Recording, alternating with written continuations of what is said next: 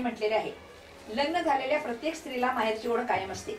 मग ती नुकतेच लग्न झालेली तरुणी असो, मुलं बाळा झाल्यानंतरची मुलांची आई असो, किंवा नातवंडे झाल्यानंतरची आजी असो. आता आमचीच बघा ना, आम्ही बहिणी म्हातारा झालो, पण आम्हाला अजून माहेरची ओढ आहे. कारण आमच्या आई वडिलांच्या माघारी आमचे भाऊ भाऊजया, त्यांची मुले सुना इतकेच नाही तर त्यांचे नातवंडे सुद्धा आमच्याशी खूप आपुलकीने प्रेमाने वागतात. त्यांच्या प्रेमामुळेच आम्हाला अजून माहेर जावंसं वाटतं, सगळ्यांना भेटावंसं वाटतं. तर या गीतातील स्त्री ही शेतकऱ्याची मुलगी आहे.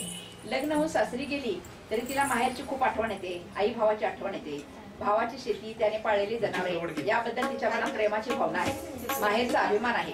या गीताचे शब्द जरी बोल जरी ग्रामीण असले तरी त्यात एक प्रकारचा गोडवा आहे, माधुर्य आहे, प्रेमाची भावना आहे.